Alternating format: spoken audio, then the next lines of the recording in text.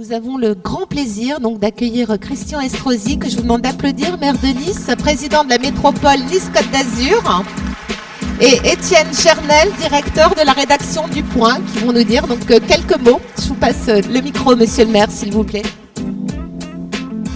Bien, d'abord, je veux remercier notre public, cher Étienne Chernel, cher patron du Point, qui est notre partenaire, puisque c'est la 5e année qui fait que nous avons imaginé ensemble, il y a 5 ans, que ce serait peut-être, on se disait peut-être, on n'était pas sûr, que le cerveau serait peut-être un sujet qui passionnerait.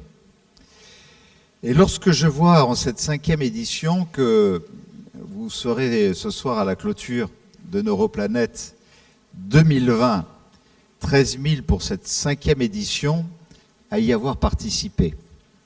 Je me dis au fond, Étienne, que le cerveau fonctionne pas trop mal. Parce que ça aurait pu être évident l'année dernière, l'année d'avant, ça l'était déjà. Mais lorsque nous nous sommes retrouvés il y a 8 jours à Paris avec le climat du moment, dans lequel je ne rentrerai pas et que chacun a à l'esprit, parce que c'est sans doute une des premières préoccupations pour chacun de nos administrés et de nos concitoyens, on s'est posé la question. On fait ou on ne fait pas? On reporte ou on ne reporte pas? Et puis, on s'est dit qu'au contraire, c'était des rendez-vous comme ça qui pouvaient permettre aussi à chacun de mieux réfléchir, mieux penser à ces informations qui forcément inquiètent et qui tombent les unes derrière les autres et qui d'un jour à l'autre sont différentes et qui sont interprétées différemment et on nous annonce des thèses tous les jours un peu différentes et en même temps on a arrêté cette décision, on s'est dit on maintient. Et moi je vois que ça fait du bien au fond de montrer qu'on est dans une communauté humaine d'hommes et de femmes qui sur un sujet majeur et que chacun place au plus haut niveau de sa conscience, on a envie de s'intéresser, d'écouter, de partager, de participer avec les plus grands spécialistes que je veux remercier et qui ont répondu à notre invitation. Alors c'est d'abord pour moi l'occasion de remercier les éditions du Point.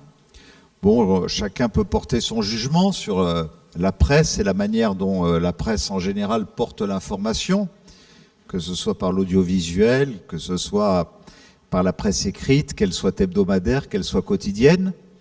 Mais je le dis, j'ai une faiblesse pour un hebdomadaire dont j'ai le sentiment, là où de temps en temps on essaie d'orienter un peu les consciences plutôt que d'essayer de leur porter vraiment l'information dont ils ont besoin dans le domaine scientifique, dans le domaine culturel, dans le domaine sportif, dans le domaine politique, dans le domaine des sciences humaines en général, que cet événement est aussi un événement qui illustre combien le Point est un hebdomadaire qui, justement, a cette grande conscience d'apporter à ses lecteurs aussi la vérité. Elle n'est pas toujours facile à déterminer, mais à partir de ceux qui sont les meilleurs. Ici, je pense que ni vous, Étienne, ni moi-même n'avons la prétention d'être des grands spécialistes du cerveau, mais nous savons que nous réunissons les plus grands spécialistes. Et nous savons que c'est par eux que nous pouvons en apprendre le plus.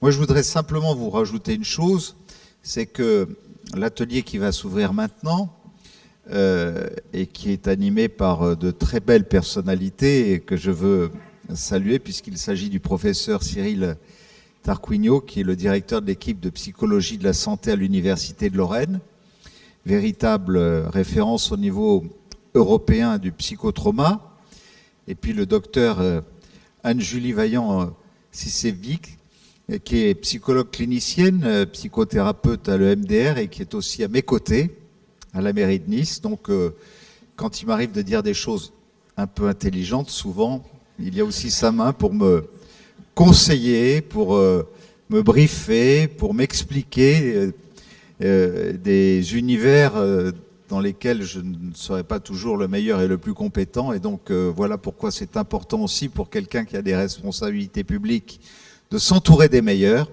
Et je pense que vous aurez l'opportunité cet après-midi de le mesurer. Et enfin, je veux vous dire que, au fond, c'est aussi grâce à cet événement que nous avons été reconnus par l'Union européenne, ce qui n'est pas négligeable. Après la tragédie que nous avons connue le 14 juillet 2016, dans un premier temps par le commissaire européen à la sécurité Julian King, qui nous a donné la responsabilité de coordonner les programmes de sécurisation des espaces publics. Par exemple, vous regardez cette promenade des Anglais qui aujourd'hui a été complètement reconsidérée avec cette végétalisation de la partie sud, avec ces plots rétractables, ces plots qui accueillent des câbles qui ont une résistance de 40 tonnes et ces pistes cyclables pour veiller à ce que désormais il ne puisse plus y avoir la moindre connexion entre des flux de circulation dont on sait l'usage qu'on peut en faire et des piétons. C'est un programme européen qui le permet. J'en suis le coordonnateur et de grandes villes comme Londres, Berlin, Madrid, Barcelone et d'autres qui ont été frappées, aujourd'hui font partie de ce programme. Et donc, nous avons été reconnus pour pouvoir l'animer nous-mêmes. Et que tout récemment, avec Olivier Guérin, notre adjoint au maire en charge de la santé, nous avons obtenu pour une durée de 2 ans de pouvoir accueillir le centre d'expertise de l'Union européenne pour les victimes du terrorisme, qui nous permet de coordonner l'organisation Victim Support Europe et qui associe la fondation de l'hôpital pour enfants Lanval, l'association française des victimes du terrorisme, et le centre hollandais ARQ. C'est un projet soutenu par la ville, bien sûr, et par le ministère de la Justice. Et donc, on est en plein sur ces sujets qui touchent à l'expertise pour aider les États membres de l'Union européenne à mettre en commun les ressources, améliorer les mécanismes favorisant l'accompagnement des victimes du terrorisme, former les agents du service public et les personnels qui sont à même d'être en contact avec des victimes. On est au fond un peu au cœur de sujets que vous allez évoquer dans quelques instants.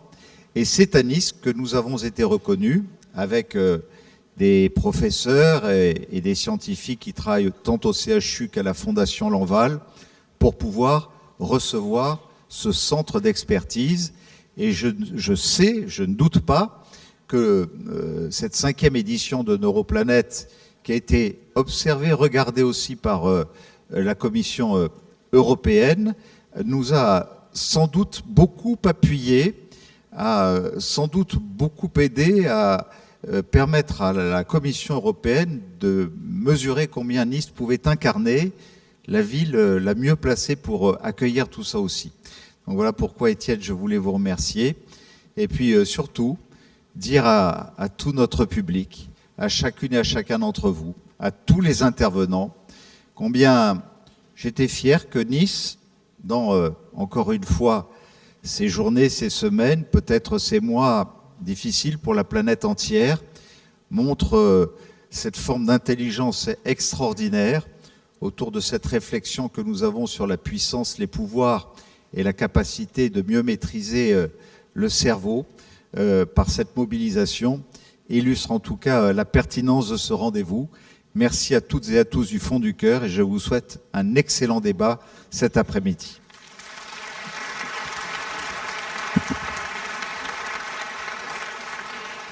Merci beaucoup, monsieur le maire. Merci infiniment de ces mots qui nous touchent beaucoup. Je vais dire 2 petites choses extrêmement rapides. D'abord, un grand merci pour votre confiance. Effectivement, on s'est retrouvés mardi et on s'est posé la question.